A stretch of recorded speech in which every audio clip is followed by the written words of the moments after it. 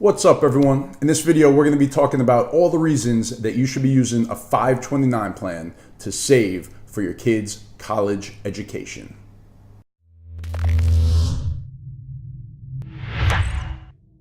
So let's quickly bang through all of the benefits for contributing to a 529 plan. So number one are the tax benefits. So when you contribute to a 529 plan, depending on your state, you might get a state tax deduction for contributions that you make. So like in New York State, I get up to a $5,000 deduction, $10,000 if you're married. So in my case, I would get up to $10,000 of deductions from my New York State income tax for contributions. The second thing is that the money inside the account, it grows tax-free. And then as long as I take it out for qualified education expenses, then I don't pay any taxes on the distributions. So I could potentially be getting a state tax deduction up front, then I get tax-free growth and tax-free withdrawals. That is the biggest reason that people contribute to a 529 plan. Another big benefit with 529s is that they're pretty flexible. And what I mean by that is that if you have a child, you're saving all this money for them to go to college in a 529 and they decide not to go, you could just change the beneficiary. So if you have another child, you could change it to that child. You could change it to yourself if you want to go back to school. You could hold on to it and change it to a grandchild for when they're eventually born. You could pass these down generation to generation. The funds don't have to be used for the person that you initially set it up for. It also can be used for different purposes. So for example, you can now use it for K through 12 private school up to $10,000 a year. You could also use it for like a trade school, a community college. So it doesn't have to be, a 4-year undergrad school anymore. You could also use it for college expenses. So like books, room and board, computers, things like that. And you could also use it for graduate school. So in that regard, it's pretty flexible. The two most common questions that I would always get were, number one, what if my kid gets a scholarship, either a full scholarship or a partial scholarship or whatever? And the answer to that is you can take out the amount of the scholarship out of the 529 plan without having to pay any penalty. So you still have to pay taxes on the growth, but you don't have to pay any penalty for that amount. And then the second question is, well, what if my kid doesn't go to college? And I covered that a little bit with how you could change the beneficiary, but you could also just take a distribution. It would be a non-qualified distribution, and you would owe taxes and a 10% penalty on the growth, only the growth. So if you put 100 grand in throughout your life, that 100 grand would come out without any taxes or penalty. It would just be the growth on top of that 100 grand. And now in most state plans, they have what's called an advisor account and a direct plan. There's a huge difference between the two. So the advisor sold plan is if you walk into a Chase branch or a Wells Fargo branch and you say, I want a 529 plan, they're going to sell you the advisor plan. And when you purchase that plan, you have to pay a hefty sales charge, and the expenses of the investments are very high. So you should never go into a bank or go to a financial advisor and buy the advisor sold plan.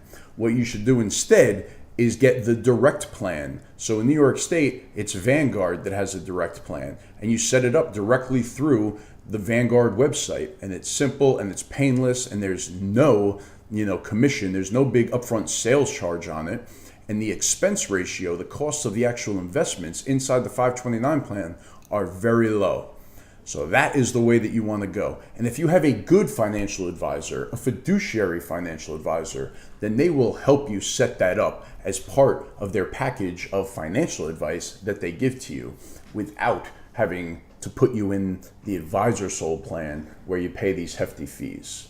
Now, inside the 529 plan, you're going to have a menu of investment options that you could choose from. So the most popular one is always the age-based option. And what that means is that when your child is young, it's going to be aggressive. And then as they get older, it starts to get more conservative. So it's very similar to like a target date retirement fund, where it will automatically reallocate as you get closer to that target date, with the 529 plan being when the kid is going to college. So with the age-based platform, the age-based funds, Very aggressive when they're young, like from 0 to 3 years old, it's going to be very aggressive. And then maybe from 4 to 6, they dial it back a little bit. And then they continue doing that until you get to, age 15, 16. You want to be in very conservative options because you won't be able to take a big hit in the market if you're going to be using that money in the next couple of years. And again, you're not stuck with your state's plan. So if another state has a much better plan than what you have available in your state, then pick the plan that's out of state. The time that you typically are going to go in-state is if your state offers a tax deduction for the contributions, because they're not going to give you a tax deduction if you choose an out-of-state plan. So in most cases, if you get a tax deduction in-state, you're going to choose that state's plan. But you still want to make sure that it is the direct plan and not the advisor-sold plan. My only concern and hesitation with 529 plans is that there's just so much uncertainty around college tuition and expenses. It just can't keep going up like this. It's crazy. So maybe we're going to reach a point, hopefully, sometime soon, where college, the cost is going to go down significantly, or there's just going to be a better way where we're not, shelling out $40,000 a year to go to a private school. And these 529s, if you have a ton of money in them, maybe you're going to have to find a way to get it out because you're not going to have to be stroking those big checks to go to college anymore. So that's the only reason why I personally am not overfunding 529 plans. And if you watch enough of my videos and you listen to me, you know that I'm a big fan of real estate investing. So like for my little guy, I bought a investment property with a 15-year mortgage, and that's his college savings plan. So by the time he goes to college, the mortgage will be paid off, and I'll either be able to refinance and pull money out to pay for his college, or sell the house and use the funds from that to pay for college. So I don't think that it's a great idea to go, head first and throw all your eggs in that 529 basket, just because there's so much uncertainty around the whole college, experience and the cost of college and everything.